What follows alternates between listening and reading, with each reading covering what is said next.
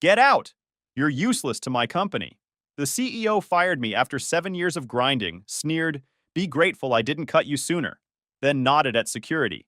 Drag him out if you have to. So I took nuclear revenge. Sup Reddit, 7 years.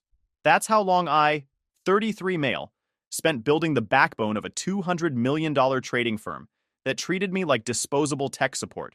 When they fired me to make room for their new CEO's Stanford grads, they forgot one critical detail. They never actually owned what I built. This is what happened when I reminded them. The town hall meeting happened on a Tuesday. Evelyn had rented out the main conference space and hired a production company. Giant screens, professional lighting, catered lunch. I stood in the back with my coffee, watching the show. Evelyn took the stage first. New CEO, installed 8 months ago. Ex-Morgan Stanley shark, who says pivot and disrupt every third sentence. Compliance waived vendor review during the 2018 fire drill. They never signed the license paperwork. Her suit cost $4,000. Mine cost $250 at Men's Warehouse 3 years ago. She tapped her color-coded notes once. Today marks a transformational moment for Meridian Capital. We're unveiling the next generation of our trading infrastructure. Jason and Brett took the stage with wireless mics, looking like they were about to announce the iPhone 47. Jason, my former apprentice, the kid I'd trained when he couldn't tell a regression model from his elbow. I'd spent 2 years teaching him everything he knew, stayed late fixing his code when he broke things, covered for him when he nearly cost us a major client by miscalculating leverage ratios on a $40 million position. Now he stood up there like I didn't exist. Today, Jason said, his voice smooth and practiced, we're unveiling the future of Meridian Capital, a system that's faster, leaner, and built for the next generation of trading. Faster, leaner. The same buzzwords every tech bro uses when they don't understand the engineering. They pulled up a demo. Sleek interface with animations that took weeks to design. But underneath all the polish, I recognized the architecture immediately. It was Atlas. Just Atlas with a new skin. The routing logic? Still mine. The risk calculations? Still mine. The backup protocols? Still mine. They'd literally just redesigned the interface and called it innovation. Brett stepped forward, clicked to the next slide. One of the key improvements is what we call dynamic risk allocation across multi-threaded execution layers. I raised my hand, because dynamic risk allocation across multi-threaded execution layers wasn't a real thing. He was describing parallel processing, which is a basic concept, but using completely fabricated terminology. Jason saw me. His eyes locked on my raised hand. He forced a smile. Alex, since you're transitioning to a consulting role, let's keep the floor focused on current architecture. A few heads turned, maybe 8 or 9 people out of the 100 in that room. That's not a real term, I said. Voice calm, clear. You're describing parallel processing with made-up jargon. And the routing signature on that demo is identical to Atlas's core framework, which I built in 2018. So either credit the actual work or stop presenting it as new. The room went quiet. That toxic corporate quiet where everyone pretends they didn't just hear something awkward. Evelyn stood up from her front row seat. Measured. Controlled. Alex, this presentation is about our strategic vision. If you have technical concerns, we can schedule a separate review. I don't have concerns, I said. I have facts. That system isn't new. It's mine. Her smile flattened. Let's take this offline. I set my coffee down on the nearest table. Walked out. Didn't slam the door. Stood in the hallway by the coffee machine. That terrible Keurig that made mediocre coffee, but was better than going back in there. I pulled out my phone. Checked Slack. My title in the company directory had been changed. No longer lead quantitative developer. Now just consultant systems. Changed mid-meeting. While I was still in the room, I checked my calendar. Access revoked for security review. The next architecture meeting invite didn't include me anymore. My phone buzzed. Email from HR. Subject line, meeting request, tomorrow 9:45 a.m. I knew what was coming. Wednesday morning, 9:47 a.m. I walked into the executive boardroom carrying nothing but my phone and 7 years' worth of exhaustion from building someone else's empire. The trap was already sprung. 2 security guards stood inside the room, one by the door, arms crossed, the other behind my usual chair, the one I wouldn't be sitting in. Meridian Capital, high-frequency trading firm. One wrong algorithm and you're down 8 figures before lunch. I'd been their lead quant developer since 2018, back when they were hemorrhaging clients and couldn't keep systems online for more than 3 hours. I built Atlas, their entire risk assessment and trade execution platform, from scratch. Every line of code, every failsafe, every backup protocol. It was the spine holding up their entire operation. The boardroom had that sterile corporate smell. Evelyn sat at the head of the polished table like she owned the oxygen. The whole C-suite was there. VP of Operations scrolling through his phone. CFO pretending to review spreadsheets. Head of Trading staring at the wall. And Jason, sitting in his pressed Oxford shirt, avoiding eye contact like his life depended on it. "Alex," Evelyn said, fingers steepled in that way that makes you want to break furniture. "You're done here. Don't make this difficult. No preamble, no small talk, just execution." I stood there. Didn't sit. Didn't speak. "As of this moment, your position at Meridian Capital is terminated. Effective immediately." She tapped her color-coded notes once. "Jason will handle the transition. He already has access." Jason's throat moved. A swallow. But he kept his eyes on the table. Nobody else moved. Nobody spoke. The VP kept clicking his pen. That nervous tick people have when they're watching someone else get executed. The CFO didn't even look up from his spreadsheet. The head of trading closed his laptop slowly, like the click might draw attention. Not one person in that room had the spine to acknowledge what was happening. Evelyn slid an envelope across the table like it was a napkin. "Be grateful we didn't cut you sooner."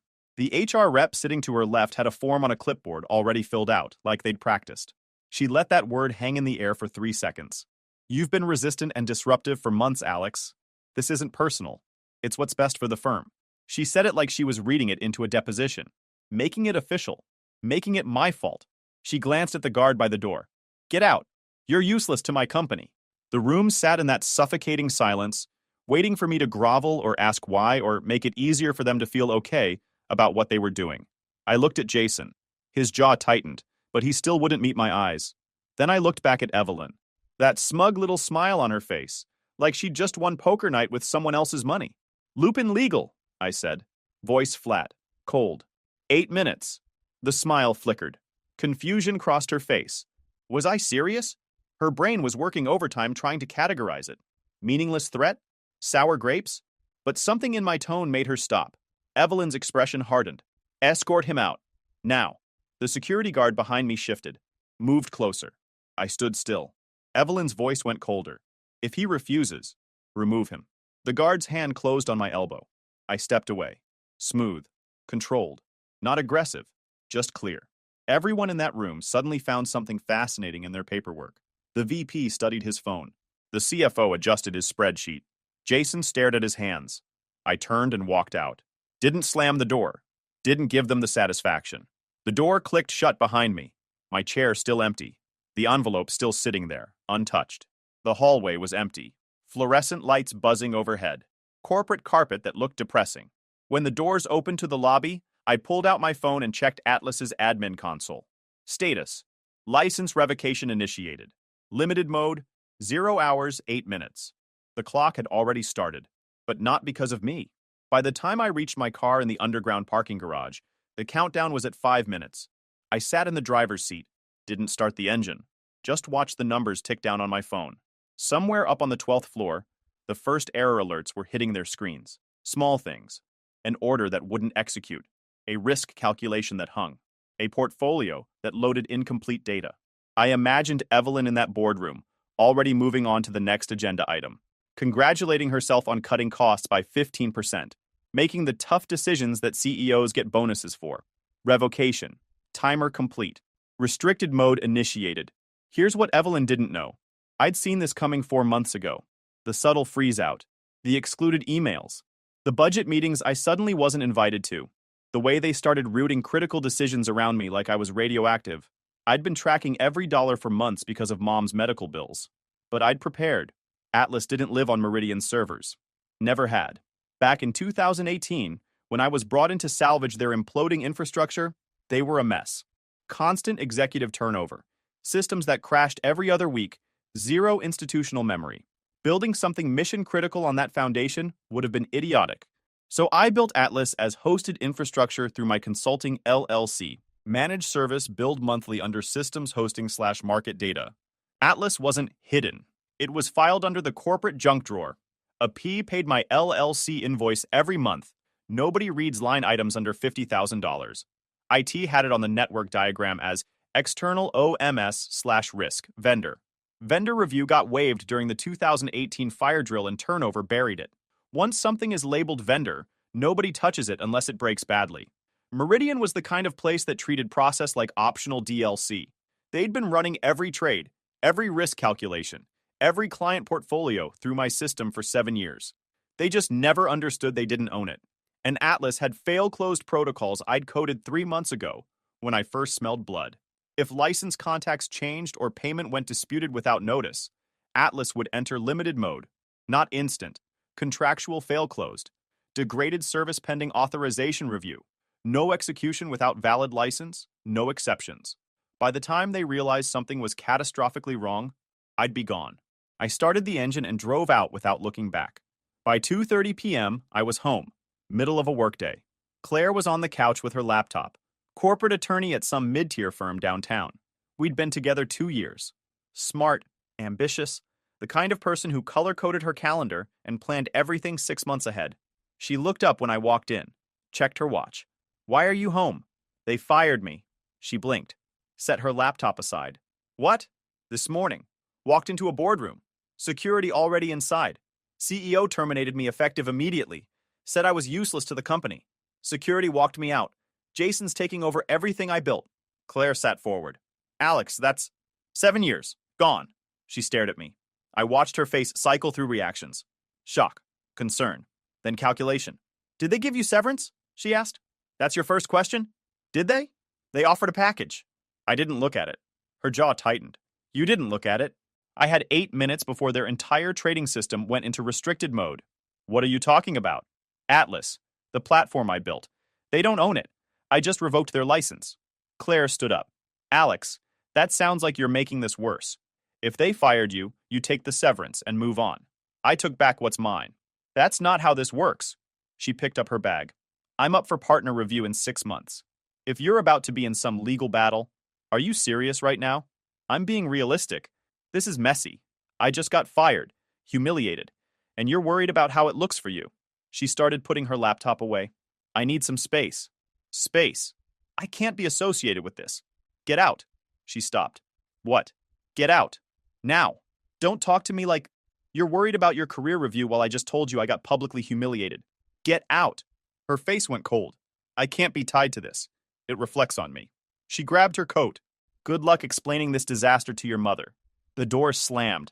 I stood there for a long moment, then sat down and opened Atlas's admin console on my laptop. Activity log showed a spike. 8:47 p.m. HR system access.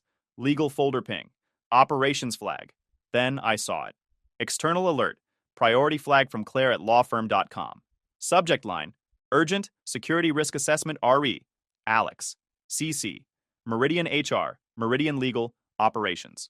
I clicked through to the forwarded notification. Atlas had intercepted the routing metadata when their systems pinged external counsel databases. The message preview was enough. Terminated today, but made threats regarding system access. Said he can shut you down. Recommend you terminate access immediately and treat him as a threat to operational security. She'd put it in writing. CC'd legal. Corporate email. Professional letterhead. Claire had tipped them off before she even left my building. My phone buzzed. Atlas notification. Security escalation, 8:52. PM trigger. External counsel advisory flagged account as active threat access. Status, already terminated, 9:47 a.m. HR had already killed my credentials that morning as part of the firing. But Claire's email upgraded me from terminated employee to security threat in their system. Different label, same dead access. Atlas's fail closed had already activated hours ago. Authorized contacts changed without proper notice per the service agreement. Automatic. Exactly as designed. Claire didn't pull the trigger. She just signed her name to the bullet. I sat there staring at the screen. Then I pulled out my laptop and opened Atlas's admin console. My lawyer, the one who'd set up my LLC, had told me 2 things. Don't touch production and document everything. Typed 1 command. Enable. Audit logging target. All admin access. Mode litigation. Hold Atlas blinked back. Full audit logging enabled all access attempts recorded retention. Indefinite. If they touched Atlas again, I'd have receipts. And if Claire's email surfaced in Discovery, she'd have receipts too. 5 minutes later, my phone rang. Mom's number. I almost didn't answer, because answering meant explaining, and explaining meant she'd panic. Panic meant her blood pressure, and blood pressure meant the ER. Mom had been sick for 3 years. Autoimmune disorder that required expensive maintenance drugs and quarterly specialist visits. I'd been covering it quietly. She thought her insurance handled everything. She didn't need to know I was juggling $3,200 a month in medical bills on top of everything else. I let it go to voicemail. Then my phone buzzed. Text from Mom. Someone from your company just called. Said you were let go and there were concerns about your behavior. Are you okay? Why didn't you tell me? I stared at the message. Meridian had called my mother. Not Claire. Meridian's HR. Following up on Claire's security risk flag by reaching out to my emergency contact on file. They'd weaponized my one vulnerability. My phone rang again. Mom's number. I answered. Alex, honey, someone from HR said, Mom, I'm fine. She said they had to let you go, that there were security concerns, that you made threats. Mom, that's not what happened. They fired me because I wouldn't hand over work I built. Now they're covering themselves. Covering themselves? Alex, what about... She paused. I could hear the strain in her voice. What about money? Your apartment? My appointments? Mom, I have savings. I have a severance package. I'm fine. Are you sure? Because if you're in trouble... Mom, do not cancel any appointments. The specialist visit is tied to your drug refill. I'm handling this. I have everything under control. But I didn't. Not really. Because Meridian had just weaponized the one thing I'd been trying to protect. And now Mom was scared, which meant her health would spiral, which meant more appointments, medications, money I didn't have. I hung up and sat there in the empty apartment. Then I added one more command to Atlas's audit log. Flag, external contact attempts. Family members. Note, attempted intimidation via emergency contacts. Retention, permanent. The following Tuesday, Jason tried to restructure Atlas's core routing protocols. Evelyn's idea, get rid of the legacy dependencies and rebuild it under their direct control. He spent 4 hours trying to reverse engineer the authentication sequence. Failed every time. Atlas's defenses were too layered. Every attempt triggered automatic countermeasures that created additional redundancy. By the end of the day, he'd actually made the system more resistant to tampering. I watched it all happen in real time from my apartment. Atlas's logs. My attorney told me to document everything and not touch a thing. Jason finally gave up around 6 p.m. Sent an email to Evelyn with the subject line. Need to discuss system architecture complexity. Evelyn's reply came back 10 minutes later. Bring in external contractors. Budget approved. And that's when I knew they were desperate. The contractors showed up on Thursday. 3 guys from an incident response firm in Chicago. The kind that charges $800 an hour and shows up in black polo shirts with their company logo embroidered on the chest. Lead guy was named Craig. Late 30s, confident, competent. An engineer who'd actually earned his reputation. Craig spent the first hour just mapping Atlas's architecture. I watched through the logs as he traced pathways, identified nodes, documented dependencies. He was methodical, careful. He mapped it like he'd done this before. Around 2 p.m., he found the first anomaly, a routing signature that didn't match Meridian's standard infrastructure. He flagged it for deeper analysis. Then he found the second anomaly, and the third. By 4 p.m., he'd realized Atlas wasn't just unusual. It was separate, an external system integrated so deeply into Meridian's infrastructure that it might as well have been the foundation. He called a meeting with Evelyn and Jason. I couldn't see the meeting, but I could see the aftermath in the logs. Craig pulled metadata and build stamps. Then he requested vendor documentation. AP forwarded the invoices. Legal forwarded the old waiver. Domain registration did the rest. My LLC name was on every invoice. The system they'd been calling theirs for 7 years had my author tags on every critical component. I imagined the look on Evelyn's face. The realization that the legacy system she'd been trying to replace wasn't Meridian's legacy at all. It was mine.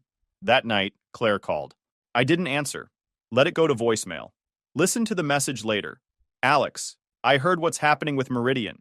The legal threats. I need you to know I didn't think they'd actually use my email. I was trying to protect myself, not... Look, please tell your lawyer not to drag me into this. I can't be part of Discovery. Call me. I deleted the voicemail. She wasn't sorry. She was scared her email would surface. Forget her. The next morning, Evelyn's assistant sent me a calendar invite. Urgent discussion regarding system protocols. I declined the meeting. Sent back a single-line email. All communication should go through my attorney. because that's what you do when someone tries to steal your work and then acts surprised when they realize it was never theirs. Evelyn responded within an hour. No more fake courtesy, no more corporate polish. Alex, let's be clear about what's happening here. You will comply with the transition of all systems to Meridian's full control, or will seek emergency relief. TRO. You have 48 hours to respond. Emergency relief. TRO. For software they never owned. I forwarded the email to my lawyer, the one who'd helped me set up the original LLC and licensing agreements. She called me back within 20 minutes. They're desperate. They know they don't own Atlas, so they're trying to scare you into giving it up. And Atlas stays where it is, your intellectual property. They have no legal claim. She drafted our response that afternoon. Short, clinical, devastating. Attached to it, the original blueprints. Time-stamped documentation, hosting invoices, W-9, the MSA draft from 2018 they never signed, registration records, everything proving I'd built it, owned it, and they'd never formalized terms. The response went out the next morning. My lawyer called me that afternoon. Alex, Meridian just sent their TRO motion with supporting exhibits. And Exhibit B is an email from someone named Claire at a law firm, dated the day you were fired. Says you made threats about shutting down their systems and recommends immediate credential termination. Silence. Alex, did your ex-girlfriend tip them off? Yeah. Well, congratulations. She just made herself a witness and possibly opened herself up to tortious interference claims if we want to go that route. I could hear the grim satisfaction in her voice. What does that mean? It means Claire put herself in the middle of this, in writing, on corporate letterhead. If they try to use her email as evidence of your threats, we'll tear it apart in discovery. She had a personal relationship with you, broke up with you the same day, then immediately contacted your employer with inflammatory claims. That's not a neutral security assessment. That's retaliation. She paused. And Alex, if they actually file this, we can counter with defamation and interference. She made false statements that damaged you professionally. That's actionable. By early the following week, I heard through a mutual acquaintance that Meridian had brought in outside counsel for the litigation threat. Big firm. Expensive. Same firm where Claire's mentor had just made partner. Same firm where Claire had been networking for a lateral move. I mentioned it to my lawyer. She laughed. Actually laughed. Oh, this keeps getting better. Let me make a call. She called back an hour later. Conflict check hit. Hard. Claire's relationship with you, her email being used as evidence, and her connection to the external firm? They've pulled her off any Meridian-adjacent matters and flagged her for the ethics committee. She's been walled off. What does that mean for her? Partner review? Paused, probably dead. Any chance of moving to the big firm? Gone. She's toxic now. Firms don't want associates who create conflicts and liability. A week later, another mutual contact mentioned they'd seen Claire in a coffee shop, looking rough. Heard she got pulled from a major deal last minute. Something about conflicts, and she's not on the partner track email list anymore. I didn't ask for details, didn't need to. Claire had tried to protect her image by throwing me under the bus. Instead, she'd created a paper trail that made her a liability. Her firm was doing what firms do, quietly pushing her toward the exit while covering their own behind. No dramatic firing, just the slow death of explore other opportunities and we'll be in touch. The kind of professional exile that doesn't wash off. The following Friday at 3 a.m., Atlas went into full shutdown mode. Jason tried again at 2:47 a.m. Same move, same arrogance. Atlas detected the unauthorized credential injection and immediately escalated containment protocols. The system had been in restricted mode since the first Wednesday. Degraded, but functional. Jason's stunt pushed it over the edge. Full lockdown, no license, no execution. By 9 a.m., Meridian's trading desk couldn't execute orders properly. Positions queued and never cleared. Portfolio analytics loaded as blank screens. The desk went manual at 9:47 a.m. Risk calculations went stale. Seven-figure exposure sitting unprotected while the market moved against them. By 10:30, clients were calling, and the trading floor was in full panic mode. I watched it unfold through Atlas's audit dashboard. Everything recorded for counsel. Evelyn called an emergency meeting. Required attendance for all technical staff. I didn't go. Didn't respond to emails. Didn't answer my phone. Sat in my apartment with cold coffee and Atlas's logs. Around 11:15, they brought Craig back in. Emergency rate, $1,200 an hour. Maybe higher. Full access. Craig was good. Better than Jason. Better than most engineers I'd worked with. He spent an hour tracing the failure cascade. Mapped dependencies. Got within 3 steps of Atlas's control layer. Then, Atlas moved. Access violation detected external authority, rejected revoking temporary credentials. Craig's screen went black. Full system logout. Account disabled, session terminated, token invalid. Complete security lockout. I actually laughed. First time in weeks. Meridian stopped paying him 15 minutes later. By 2 p.m., the cumulative damage was hitting 7 figures. Failed trades. Blown risk limits. Client complaints piling up. Evelyn must have been losing her mind. My phone buzzed around 3:30. Text message from a number I didn't recognize. We need to talk, in person, name your terms. Evelyn. Got my number from HR records. I didn't respond. Another text came through 20 minutes later. We're losing clients, bleeding money. Please just call me back. I turned my phone off. Let her sweat. Monday morning, my lawyer called. Alex, we're issuing subpoenas for discovery. Meridian's internal communications, HR records, and any third-party correspondence related to your termination. Okay. That includes Claire. She's compelled to testify since she inserted herself into this. Her email is Exhibit B in their filing, which means she's a material witness now. She's going to love that. She made her choice when she put it in writing. Now she gets to explain it under oath. That night, Claire showed up at my apartment. Didn't text first. Just knocked on the door. I opened it. Stood in the doorway. Didn't invite her in. Alex, we need to talk, she said. We really don't. I got a subpoena from your lawyer. And? Alex, I can't testify. It'll destroy my career. The partners are already watching me. If I'm deposed about the email, you should have thought of that before you wrote it. I was protecting myself. You were covering your behind. There's a difference. Her face hardened. What do you want? I'll retract the email. I'll say I was wrong. Too late. It's evidence now. You made yourself part of this. Alex, please. You called my mother. Or you told Meridian enough that they did. You put my career, my reputation, my mother's health at risk because you were worried about optics. I didn't think... No, you didn't.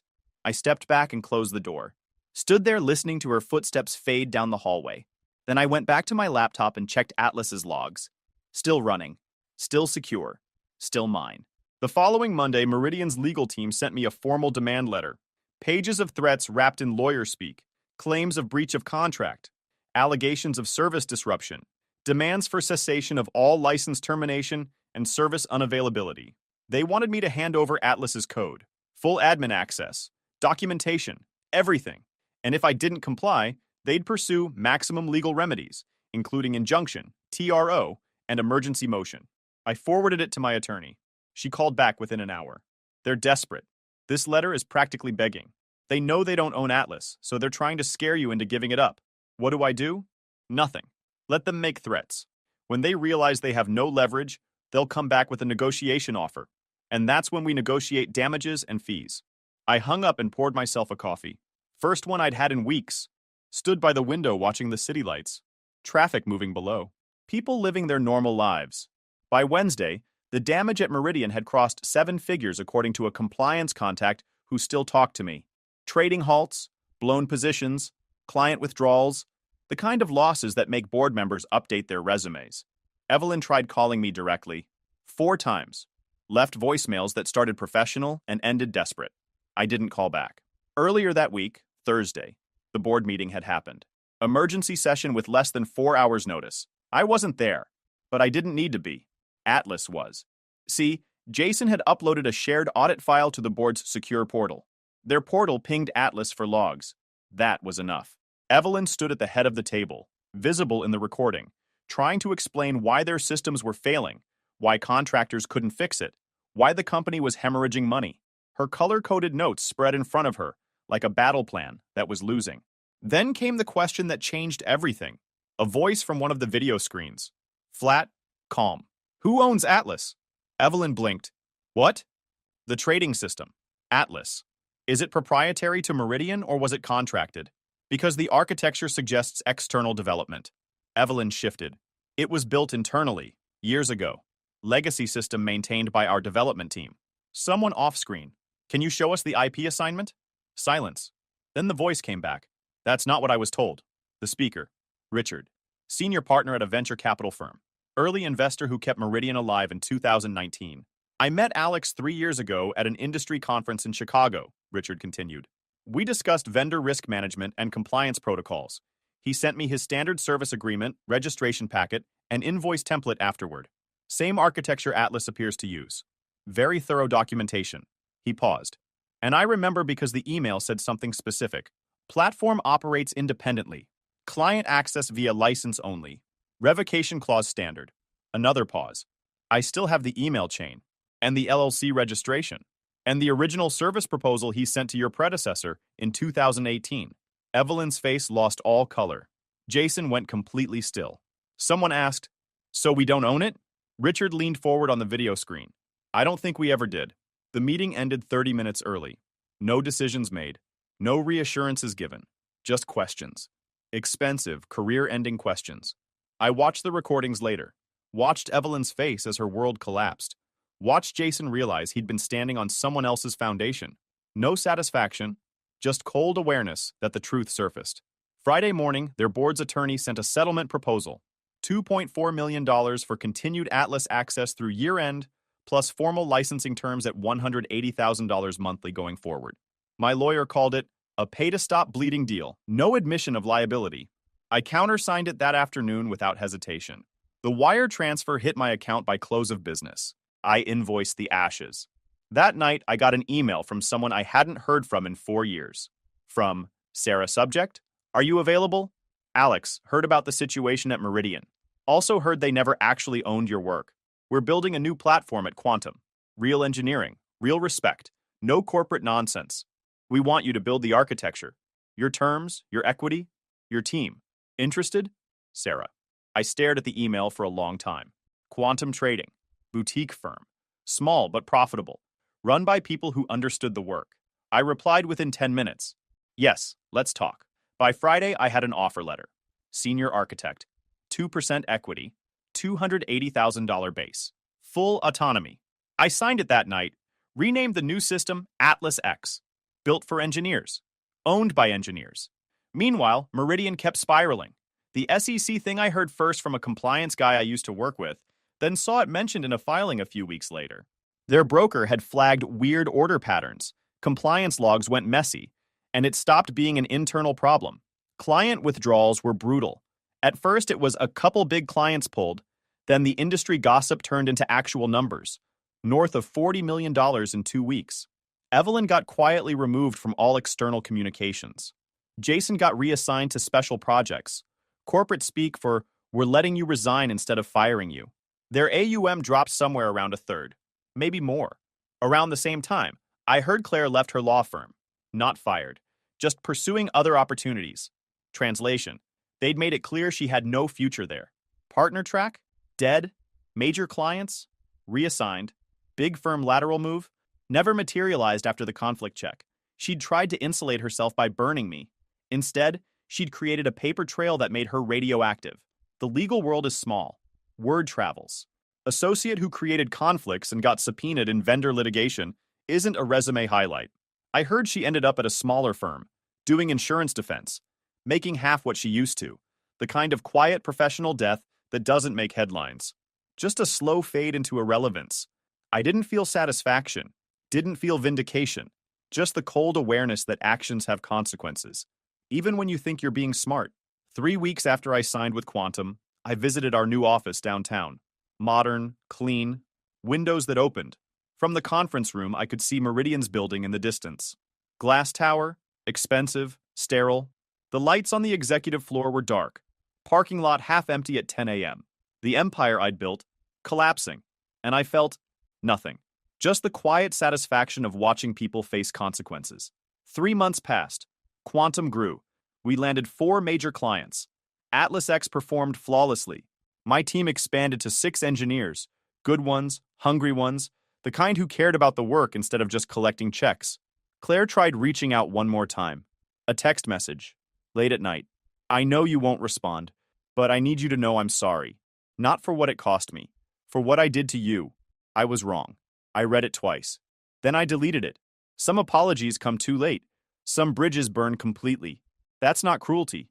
That's just reality. Meridian, meanwhile, kept dying in slow motion.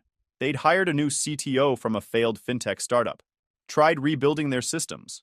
3 contractors, 6 months. $2 million in fees. None of it worked. You can't rebuild what you never understood. Their client base shrunk to a third of what it was. Revenue down 60%. Layoffs every other month. Jason left for a position at some boutique firm in Boston, took a 30% pay cut, told everyone it was a strategic move. Brett disappeared entirely. LinkedIn said he was exploring new opportunities. Translation: unemployed. Evelyn held on the longest. Stubborn, desperate, convinced she could turn it around with the right pivot, the right strategy, the right story. But the board ran out of patience. I heard through the grapevine they'd bought her out, paid her to leave quietly. Just gone. The whole thing felt anticlimactic, like watching structural failure in slow motion. Just gravity doing its work. I thought that was the end of it. Move on. Build something new. The settlement terms were brutal. Non-disparagement clause that gagged Evelyn and the board. Escrow account for the licensing fees. Quarterly audits to verify compliance. My lawyer had negotiated a clawback provision. If they tried to rebuild Atlas without permission, the whole deal unwound, and I could pursue full damages. The board minutes from that month leaked through a compliance friend. Leadership reshuffle, CFO retired. VP of Operations reassigned. Jason demoted to individual contributor with a performance improvement plan. 3 directors resigned rather than face shareholder questions. Then I got a voicemail. Late Thursday night. Number I didn't recognize. Almost deleted it without listening. Alex, it's Evelyn. I hit pause. Stared at my phone.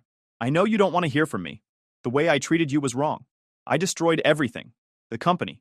People's jobs. My career. I was arrogant and stupid. You deserved better. I know you won't respond, but I needed you to know. I listened to it once, then blocked the number. If you enjoyed this video, please hit that subscribe button. It really helps the channel and help us bring you more and better stories. Thanks.